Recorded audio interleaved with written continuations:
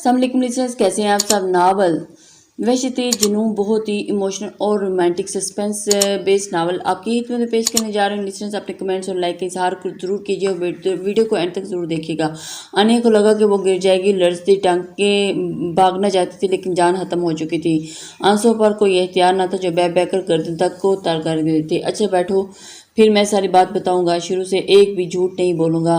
بابا بابا، انیا نے چیخنا چاہا لیکن آواز کہیں دب گئی۔ وہ چاہ کر بھی چیخ نہیں پا رہی تھی۔ انیا، تمہیں پتہ ہے تم کہاں غلطی کرتی ہو جب تم ایک بار بات نہیں سنتی۔ گھر پر کوئی نہیں ہے، اگر تم بیٹھ جاؤ گی تو سب بتا دوں گا۔ انیا اندر ہی اندر بھاگنے کے لیے خود کو تیار کرنے لگی، جبکہ افراہیم کی پوزیشن میں کوئی فرق نہیں آیا۔ انیا جھٹ سے دروازے کی طرف بھاگی لیکن اس کی ساری ہمت جواب دے گی جب اس کا دل دو زور سے دھڑک رہا تھا۔ دو قدم پیچھے ہوئی تو ابراہیم نے جھٹ سے اسے اپنی باہوں میں لیا۔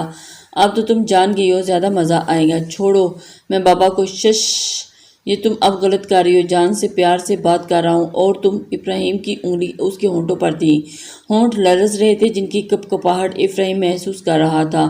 تمہاری طبیعت بہت خراب ہے انیا، رحم کرو، لیکن مجھ پر تمہارے بغیر نہیں رہ سکتا۔ ابراہیم نے آنکھیں بند کر انیا کی خوشبو خود میں اترتے ہوئے محسوس کیا تو انیا ابراہیم کے نئے روپ میں زیادہ ڈرنے لگی۔ پاپا پلیز، جانتی ہو جو ہوتا ہے اچھے کے لیے ہوتا ہے۔ تم نے ابھی کہا تھا کہ بابا کو بتا دوں گی، اچھا کیا جو کہہ دیا۔ اب میں سوچ بھی کچھ سکتا ہوں کہ تمہیں بابا سے کیسے دور رکھا جائے۔ ابراہیم کی بات سنتے ہی انیا ڈھیلی پڑ گئی، جو اپنی ہمت کے مطابق تھوڑی بہت مذمت کر رہی تھی۔ اس نے وہ بھی چھوڑ دی۔ ارے کیا ہوا، تم رو کیوں رہی ہو؟ مجھے تمہاری آنکھوں میں آنسو بالکل بھی اچھے نہیں لگتے۔ ابراہیم نے اس کے آنسو اپنے ہاتھ سے صاف کرتے ہوئے کہا، تم ابراہیم نہیں ہو۔ انیا نے پہلی بار اس کا نام لیا تو ابراہیم مسکرایا۔ ہاں، میں وہ ابراہیم نہیں ہوں جو میں تمہارا ابراہیم ہوں۔ ویسے اب تم سب جان ہی گئی ہو تو تمہیں کس بات پر اعتراض نہیں ہونا چاہیے۔ اس نے انیا کے ہونٹوں کو قید کرنا چاہا لیکن انیا اپنی پوری ہمت سے منہ پھیر کر اسے پیچھے دھکیلنے لگی۔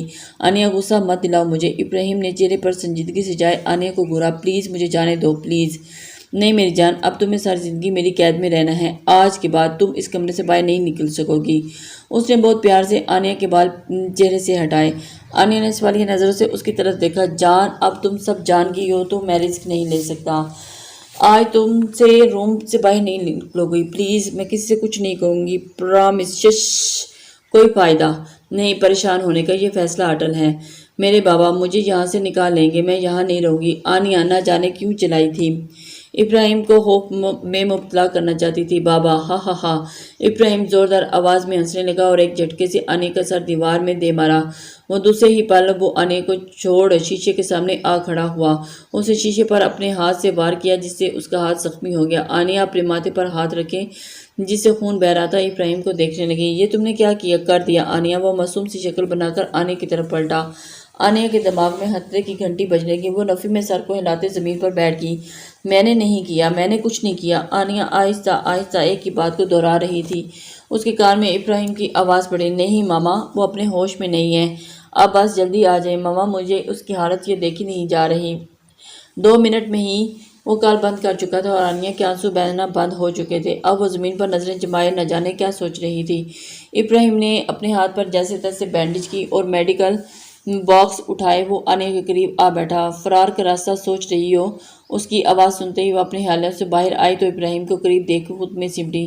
یہ جو کچھ تم نے کیا ہے نا، لوگ تمہیں پاگل کہیں گے۔ خود کو بھی زخمی کر لیا اور مجھے بھی زخمی کر دیا۔ وہ اس کے زخم کو صاف کرتا ہوا بولنے جا رہا تھا لیکن انیا اسے غور سے دیکھنے لگی۔ کتنے سال ہم ایک چھت کے نیچے رہے، پھر کیوں میں اسے پہچان نہیں پائی؟ کیا واقعی مجھے پاگل کرنا چاہتا ہے؟ نہیں، مجھے کچھ سوچنا ہوگا، مجھے یہاں سے نکلنا ہے۔ ایک بار بابا آ جائیں تو میں سب بتا دوں گی انہیں۔ کوئی فائدہ نہیں، ابراہیم کی آواز پر وہ اپنی ہی سوچ سے باہر آئی۔ کوئی فائدہ نہیں اتنا سوچنے کا۔ خیر، میں اب باہر جا رہا ہوں۔ اگر تم نے شور مچایا، کوئی ایسی ویسی حرکت کی تو میرے ساتھ گزری راتیں یاد کر لینا، میں اس سے بھی برا پیش آؤں گا۔ ابراہیم کمرے سے جاتے ہوئے انیا کا موبائل ساتھ لینا نہیں بھولا تھا۔ وہ دروازہ لاک کر چکا تھا اور انیا نے اٹھ کر کمرے کی ایک ایک چیز کو اس کی جگہ سے ہٹا دیا۔ وہ جیسے جیسے چیزوں کو پھینک رہی تھی اس کی چیخیں اتنی ہی بلند ہوتی جا رہی تھیں۔ جب تھک گئی تو زمین پر بیٹھ کر رونے لگی۔ کتنی خوبصورت زندگی تھی اس کی، بالکل شہزادی جیسی۔ پھر کیوں آج وہ کسی کی وحشت کی نظر ہوگی؟ جب آنیا رو رو کر بھی تھک گئی تو الماری سے کپڑے نکال کر لے کر فریش ہونے چلے گی۔ کیا ہوا تھا ابراہیم؟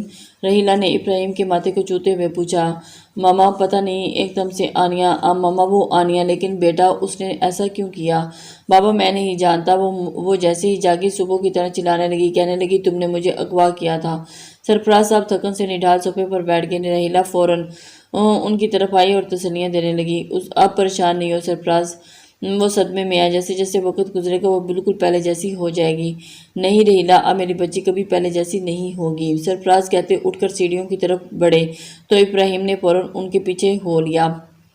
سرفراز صاحب نے جیسے ہی کمرے کا دروازہ کھولا، آنیا نے کچھ دیکھے بغیر ہی ہاتھ پکڑے چھوٹا سا گلدان ان کی طرف اچھالا، جس کو ابراہیم بروقت کیچ کر گیا۔ بابا، آنیا باپ کا چہرہ دیکھ ان کی طرف بڑھنے لگی، لیکن ابراہیم آگے بڑھ کر اس کا بازو تھام چکا تھا۔ آنیا ہوش کرو، وہ تمہارے بابا ہیں، پلیز مجھے بچا لیں ورنہ یہ پاگل کر دے گا مجھے۔ بابا اس نے ہی مجھے اغوا کیا تھا، بابا پلیز میرا یقین کریں، اس نے مجھے اغوا کیا تھا۔ سرفراز صاحب نم آنکھوں کے ساتھ روم کی حالت دیکھ پلٹ گئے اور ان کو ابراہیم کی کئی بات ایک ایک پر یقین آ گیا تھا۔ پلیز بابا ایک بار میری بات سن لیں بابا پلیز۔ آنیا کا چیخنا چلانا کسی کام نہیں آیا، سرفراز صاحب نیچے جا چکے تھے۔ ابراہیم نے اسے اپنی باہوں میں قید کیا اور لگتا ہے ہوش آ گئی ہے تمہیں، اس لیے اتنا چیخ رہی ہو، جبکہ میں نے منع کیا تھا کہ اگر تم نے اپنے بابا سے اپنی آخری ملاقات ہمیشہ یاد رکھنا آنیا، آئندہ تمہاری زندگی بہت محدود ہوگی، مجھ سے مجھ تک۔ وہ مسکرایا تو آنیا خود کو اسے کیسے آزاد کروانے کی کوشش کرنے لگی۔ اوکے ریلیکس، چھوڑ رہا ہوں، لیکن تیار رہنا، آج میری جیت کی خوشی انجوائے کریں گے۔ وہ آنیا کو چھوڑ کر دروازہ لا کر چلا گیا اور آنیا اس کی بات سن کر اندر تک کانپ سی گئی تھی۔ وہ سوچ بھی نہیں سکتی تھی۔ سرفراز صاحب مت پریشان ہو، وہ ٹھیک ہو جائے گی انشاءاللہ۔ رحیلہ میری بچی کسی کا کیا بگاڑا تھا، آخر کیوں وہ اس حال میں ہے؟ بابا پلیز، آپ کی طبیعت ٹھیک نہیں ہے، آپ ٹینشن نہیں لیں، میں ہوں نا بابا۔ ماما آپ بابا کو آنے کے کمرے سے دور رکھیں جب تک وہ ٹھیک نہیں ہو جاتی، اگر بابا کی طبیعت خراب ہوگی تو دونوں کو سنبھالنا مشکل ہو جائے گا۔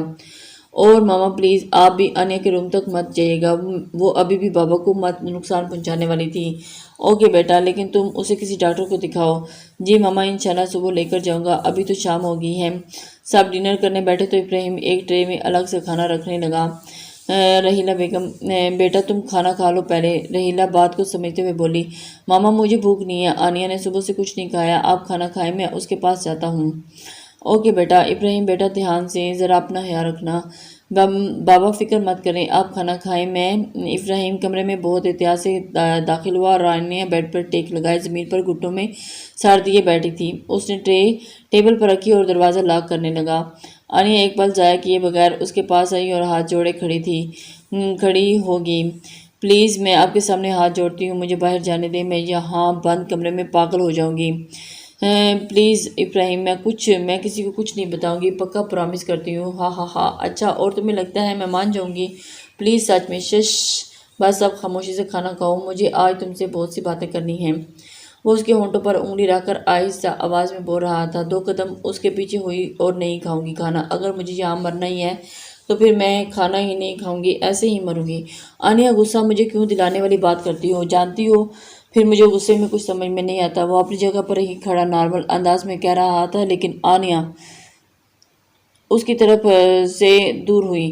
میں خود کو ختم کر لوں گی اور مجھے یہاں سے باہر نہ جانے دیا تو۔ اگلے ہی پل آنیا کا بازو ابراہیم کی گرفت میں تھا، وہ اسے کھینچ اپنے بہت قریب کر کے آنکھوں سے آنکھیں ڈالے کھڑا اسے گھورنے لگا۔ آنیا اس کی سانسیں اپنے چہرے پر محسوس کر رہی تھی۔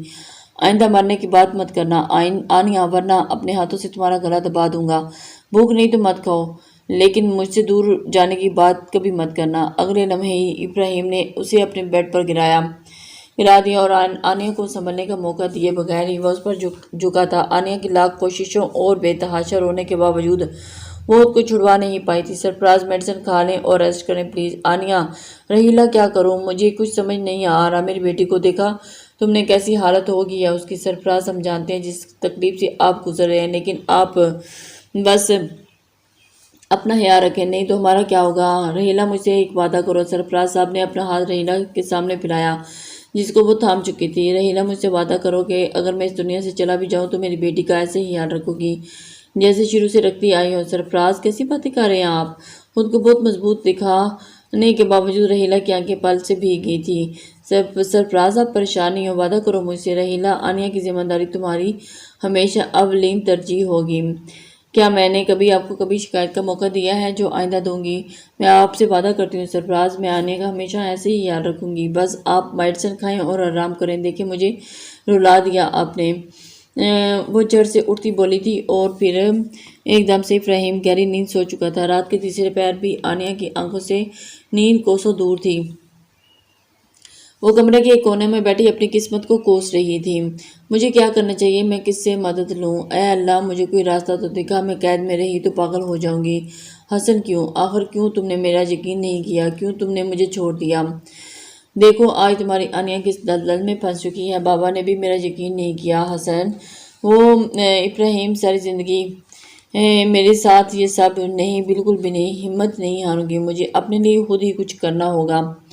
سارے ٹیبل پر پڑے ابراہیم کے موبائل کو دیکھنے لگی اور پھر بہت سوچ سمجھ کر وہ آہستہ آہستہ چلتی بغیر آواز پیدا کی سارے ٹیبل تک پہنچی۔ آنیہ وہاں کھڑی ایک نظر ابراہیم کی طرف دیکھی اور ایک نظر موبائل کی طرف دیکھ رہی تھی۔ جب بہت ہمت جمع کر کے دھڑکتے دل کے ساتھ آنیہ نے موبائل پکڑا، لیکن اگلے ہی پل اس کی ساری امیدیں ٹوٹ گئی تھی۔ موبائل پر لگے لاک نے آنیہ کو ایک بار پھر وہی اندھیرے میں لا کھڑا کیا۔ بہت کوشش کے بعد جب موبائل کا لاک وہ نہیں کھول پائی تو غصے سے موبائل سائڈ ٹیبل پر رکھتے ہی وہ ابراہیم کو بھول گئی تھی۔ جیسے ہی آنیہ مڑی ابراہیم اس کی کلائی تھام چکا تھا، لیکن اس نے پھر بھی اپنا رخ نہیں موڑا۔